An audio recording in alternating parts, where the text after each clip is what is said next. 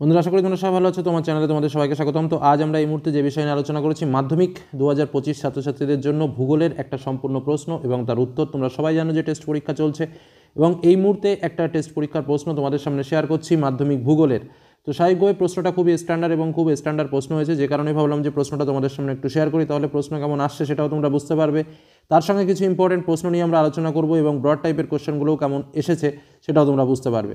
তো চলো সময় নষ্ট না করে আমরা মূল আলোচনা পর্বে প্রবেশ করি। তোমরা জানো যে বিভিন্ন টেস্ট পরীক্ষার প্রশ্ন নিয়ে বিভিন্ন আলোচনা ইতিমধ্যে তোমাদের জন্য করেছি, সেগুলো একটু দেখলে তোমরা অনেকটাই উপকার পাবে। তো চলো প্রথম প্রশ্ন আমাদের আজকের, যেটা হচ্ছে বিভাগ কতে স্বাভাবিকভাবে আমাদের শর্ট টাইপের প্রশ্ন রয়েছে, এমসিকিউ প্রশ্ন রয়েছে। তো চলো এমসিকিউ প্রশ্নগুলোর উত্তর দেখে নিই।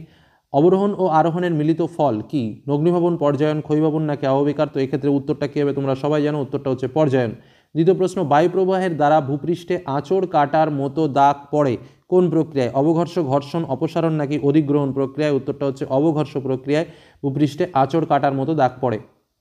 পরবর্তী প্রশ্ন, বায়ুমণ্ডলের একটি পরিবর্তনশীল উপাদান, বায়ুমণ্ডলের একটি পরিবর্তনশীল উপাদান কোনটি? অপশানে রয়েছে কার্বন ডাইঅক্সাইড, নিয়ন, অক্সিজেন নাকি নাইট্রোজেন? উত্তরটা হলো অক্সিজেন, উত্তরটা হচ্ছে কার্বন ডাইঅক্সাইড, যেটা হলো বায়ুমণ্ডলের একটি পরিবর্তনশীল উপাদান। উত্তরটা কি?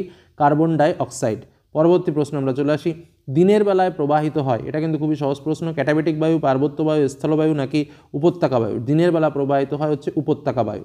পরবর্তী প্রশ্ন চলে আসি, ঋতুর পার্থক্যে যে মহাসাগরে স্রোতের দিক পরিবর্তন হয়, অর্থাৎ ঋতুর পরিবর্তনে কোন মহাসাগরে স্রোতের দিক পরিবর্তন হয়? অপশানে রয়েছে প্রশান্ত, আটলান্টিক, ভারত নাকি কুমেরু? একটু বুদ্ধি করে দেখলেই তোমরা বুঝতে পারবে যে উত্তরটা কী হবে, কারণ মৌসুমি বায়ুপ্রবাহের সঙ্গে একটা স্রোতেরও সম্পর্ক রয়েছে। মৌসুমি স্রোত তোমরা জানো, তো মৌসুমি বায়ুপ্রবাহ মোটামুটি ভারত মহাসাগরের উপর এফেক্ট ফেলে, যে কারণে কিন্তু ঋতুরও পরিবর্তন ঘটে ভারতবর্ষে। অর্থাৎ এখান থেকে ক্লু নিয়েও কিন্তু তোমরা এই প্রশ্নটা করতে পারবে, একটু টেকনিক্যাল কোশ্চেন এটা। পরবর্তী প্রশ্ন, চাঁদের কেন্দ্রে যখন পৃথিবীর কেন্দ্রের সবথেকে কাছে অবস্থান করে তখন তাকে কি বলে? একদমই সহজ টাইপের প্রশ্ন। অ্যাপোজি, পেরিজি, সংযোগ নাকি প্রেক্সিজিয়ান? তো উত্তর হচ্ছে পেরিজি বলা হয়। চাঁদের কেন্দ্র যখন পৃথিবীর কেন্দ্রের সবথেকে কাছে অবস্থান করে তখন তাকে পেরিজি বলা হয়।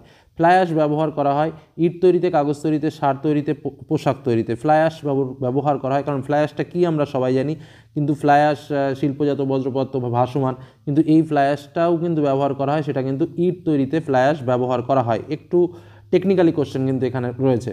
পরবর্তী কোশ্চেন, কোন কোন পর্বতের মধ্য দিয়ে সিন্ধু নদী প্রবাহিত হয়েছে? অপশানে রয়েছে লাদাখ ও কারাকোরাম, জাস্কার ও পীরপাঞ্জাল, ধরাধর ও কারাকোরাম, আর লাদাখ ও জাস্কার। তো উত্তরটা কী হবে? উত্তরটা হচ্ছে লাদাখ ও জাস্কারের মধ্য দিয়ে কিন্তু রয়েছে সিন্ধু নদী। পরবর্তী প্রশ্ন, কর্ণাটকে কালবৈশাখীকে কী বলা হয়? আম্রবৃষ্টি, চেরি ব্লসম, বরদইশিলা নাকি ডিজেনাস? কি বললাম? কর্ণাটকে কালবৈশাখীকে কী বলা হয়? কর্ণাটকে কালবৈশাখীকে চেরি ব্লসম বলা হয়। পরবর্তী কোশ্চেন, চিত্রকূট জলপ্রপাতটি অবস্থিত কোথায়? কাবেরী নদীর ওপর, শরাবতী নদীর ওপর, ইন্দ্রাবতী নদীর ওপর নাকি ফারাহি নদীর ওপর?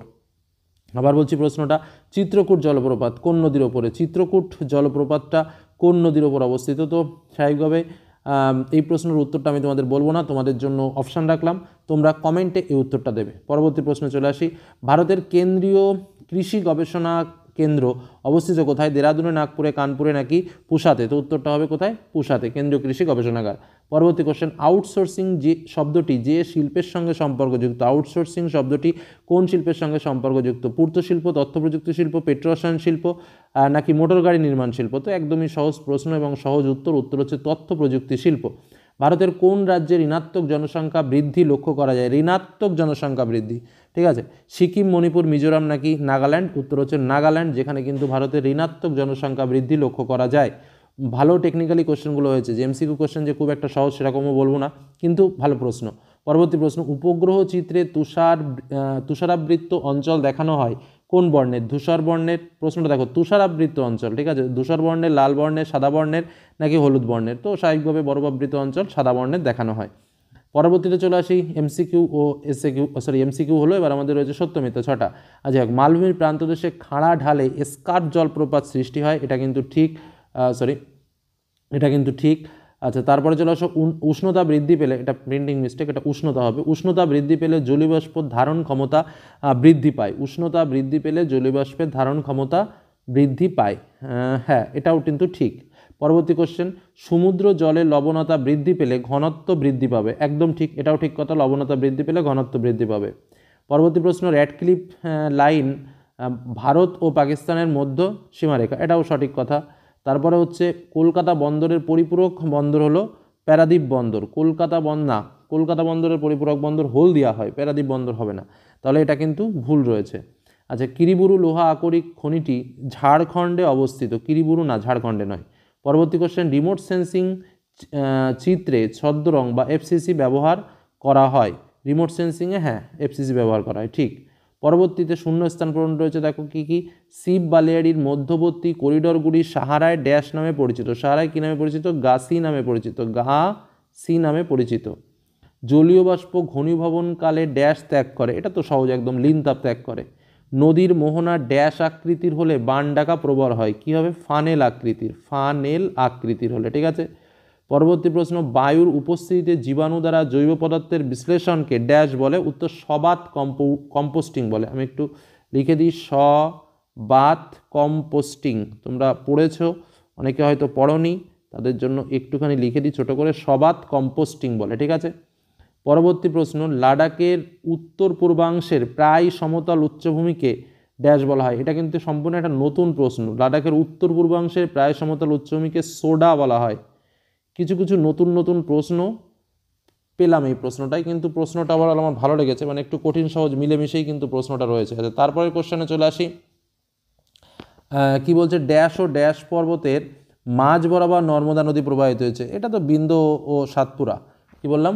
বিন্ধ্য ও সাতপুরা, ঠিক আছে। তারপরে আচ্ছা তোমাদের একটা কথা বলি, এই যে প্রশ্নটাই বললাম না, লাদাখের উত্তর পূর্ব প্রায় সমতল উচ্চভূমিকে ড্যাশ বলা হয়, এটা শুধু সোডা না বলে তোমরা বলবে সোডা সমভূমি, তাহলে উত্তরটা একদম ঠিক হবে। কি বললাম বোঝা গেল? সোডা সমভূমি বলবে, তাহলে উত্তরটা অ্যাপ্রোপ্রিয়েট হবে। আচ্ছা, তারপরটা যেটা বললাম, ড্যাশ ও ড্যাশ পর্বতের মাঝ বরাবর নর্মদা নদী প্রবাহিত হয়েছে, বিন্ধ্য সাতপুরা। যে ড্যাশ বন্দর কফি রপ্তানি বন্দর নামে পরিচিত, নিউ ম্যাঙ্গালোর, একদম পরিষ্কার কথা। পরবর্তী প্রশ্ন এসে কিউ, হিমবাহ ও পর্বত গাত্রের মধ্যে সংকীর্ণ গভীর ফাটলকে কী বলা হয়? বার্গ স্ক্রুন বলা হয়, বার্গ স্ক্রুন। ভারতে কোন প্রকার বৃষ্টিপাতের পরিমাণ সর্বাধিক? শৈলতকে বৃষ্টিপাত ভারতে বেশি হয়। আচ্ছা, ভরা কোটালের সময় পৃথিবীর সাপেক্ষে চাঁদ ও সূর্য কত ডিগ্রি কোণে থাকে? 180 ডিগ্রি কোণে। কি বললাম? 180 ডিগ্রি, মনে থাকবে তো? আচ্ছা, ল্যান্ডফিল থেকে প্রধানত কোন গ্যাস নির্গত হয়? মিথেন গ্যাস নির্গত হয়, মনে রাখবে। ভারতের কোন রাজ্যে উপকূলভাগ দীর্ঘ? উত্তর হচ্ছে গুজরাটের। আচ্ছা, তারপরের কোশ্চেন, কোন কোন নদীর সংযোগস্থলে ভারতের দীর্ঘতম ক্যানেল অবস্থিত? উত্তর হচ্ছে তোমার শতদ্রু ও বিপাশা। কি বললাম? শতদ্রু ও বিপাশা। ভারতের কোন কেন্দ্রশাসিত অঞ্চলে জনঘনত্ব সর্বাধিক? দিল্লি। আচ্ছা, ভারতের জরিপ সংস্থার সদর দপ্তর কোথায় অবস্থিত? দেরাদুনে। এবার ডান দিকের সঙ্গে বাঁ দিক রয়েছে। আচ্ছা, প্রথমটা কি রয়েছে? এপাশে রয়েছে নৈশৈতি মেঘ, মৌক্তিক মেঘ আর কেম, আর এপাশে রয়েছে স্ট্রাটোস্ফিয়ার, মেসোস্ফিয়ার, ত্রিকোণাকৃতি ভূমি, আর একটা হচ্ছে বালুকাময় মরুভূমি। আচ্ছা, যাই হোক, নৈশদ্যুতি মেঘ কোথায় দেখা যাবে? মেসোস্ফিয়ারে দেখা যায়, তাহলে এইটার সঙ্গে মেসোস্ফিয়ার হবে।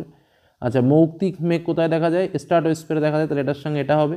আচ্ছা, তারপরে রয়েছে তোমার আর্গ হচ্ছে তোমার বালুকাময় মরুভূমি, মানে এটা হবে। আর কেম হচ্ছে ত্রিকোণাকার ভূমি বদ্বীপ, তার মানে এটা হয়ে গেল, ঠিক আছে। পরবর্তীতে এবার 2 মার্কের কোশ্চেন, জলবিভাজিকা বলতে কি বোঝো? অথবা টিকা লেখন ওনাটাক্স। স্বাভাবিক উষ্ণতা হ্রাসের বৃদ্ধি বা উষ্ণতা হ্রাসের হার বলতে কি বোঝো? অথবা জিওট্রপিক বায়ু কাকে বলে? জৈব ভঙ্গুর ও জৈব ভঙ্গুর বজ্রের মধ্যে দুটি পার্থক্য, অথবা ইউট্রোফিকেশন। প্যাট অঞ্চল কাকে বলে? অথবা সামাজিক বনসৃজন ও কৃষি বনসৃজনের পার্থক্য। টিকা লেখো সেইল অথবা ইমেল কি, ডিগ্রি শিট কি, অথবা পিক্সেল কি। আচ্ছা, এবার তোমার 3 মার্কের প্রশ্ন, গৃখাত ক্যানিনের মধ্যে পার্থক্য কি? বৈপরীত্য উত্তাপ কী কারণে সৃষ্টি হয়? অথবাতে বজ্র অবস্থানায় 3R পদ্ধতির গুরুত্ব কী? অথবাতে বজ্রের পুনর্ব্যবহার ও পুনর্নবীকরণের মধ্যে পার্থক্য লেখো। দামোদর নদী উপত্যকা পরিকল্পনা 3টি উদ্দেশ্য, অথবা করমণ্ডল উপকূলে বছরে 2বার বৃষ্টিপাত হয় কেন? জিওস্টেশনারি ও সানসিনক্রোনাস উপগ্রহের মধ্যে পার্থক্য, অথবা ভূবৈচিত্র্য সূচক মানচিত্রে 3টি ব্যবহার। ভালো কোশ্চেন। আচ্ছা, এবার চলে আসি 5 মার্কের কোশ্চেন, হিমবাহের ক্ষয়কার্যের ফলে। একটা ক্ষয়কার্য তো আসবে, মোটামুটি আমরাও টার্গেট রেখেছি। আচ্ছা, ক্রান্তীয় মৌসুমী জলবায়ু অঞ্চলের প্রধান বৈশিষ্ট্য, ভেরি ইম্পর্টেন্ট কোশ্চেন। নিয়ত বায়ু প্রবাহগুলির উৎপত্তি ও গতিপথ, এটাও ভেরি ভেরি ইম্পর্টেন্ট কোশ্চেন। জোয়ার ভাটা সৃষ্টির কারণ চিত্র, একদম কমন কোশ্চেন, খুব ভালো প্রশ্ন এসছে এবং এরকমই তোমরা পাবে। এখান দিয়েই দুটো প্রশ্ন পেয়ে যাবে আশা রাখি ফাইনালে। আচ্ছা, যে কোনো 2টি প্রশ্নের উত্তর ও দক্ষিণ ভারতের নদ নদীর মধ্যে পার্থক্য, ভেরি ইম্পর্টেন্ট কোশ্চেন। আচ্ছা, গম চাষের অনুকূল পরিবেশ, পূর্ব ভারতের লৌহ ইস্পাত শিল্প গড়ে ওঠার কারণ, ভারতের নগর গড়ে ওঠার কারণ। একদম সুন্দর প্রশ্ন, এবং এর মধ্যে ফাইনালে পরীক্ষাতেও পাবে, এটুকু বলতে পারি। আচ্ছা, এবার চলে আসি ম্যাপ পয়েন্টিংয়ে, যেটা দিয়েছে শিবালিক পর্বতমালা, কৃষ্ণা নদী, চিল্কা হ্রদ, দক্ষিণ ভারতের একটা কফি উৎপাদক অঞ্চল, ভারতের সর্বাধিক বর্ষণসিক্ত স্থান, ভারতের একটি ল্যাটেরাইট মৃত্তিকা অঞ্চল, পশ্চিম ভারতের একটি পেট্রোরসায়ন শিল্প, ভারতের কেন্দ্রীয় গম গবেষণা কেন্দ্র, ভারতের একটি শুল্কমুক্ত বন্দর এবং মুম্বাই। এবার দেখো আমরা যে সাজেশনগুলো দিয়েছিলাম তার ভেতরে সমস্ত কিছুই রয়েছে, কিন্তু তার বাইরে কোনো প্রশ্ন নেই। আমরা সাজেশন একটু বেশি কোশ্চেনই দিয়েছি কারণ তোমাদের ভালোর জন্য। তো যাই হোক, প্রশ্নটা আলোচনা করলাম। এরকম আরও প্রশ্ন যদি তোমরাও দিতে চাও তোমরা আমাকে ইমেল করে পাঠাতে পারো, চেষ্টা করবো তোমাদের প্রশ্নও তুলে ধরার, সেটা তোমাদের পক্ষেও লাভবান হবে, অনেকেই সেই প্রশ্ন দেখতে পারবে। এটুকু বলে আজকের আলোচনা শেষ করলাম। ভালো থেকো, সুস্থ থেকো, সাবধানে থেকো, ধন্যবাদ।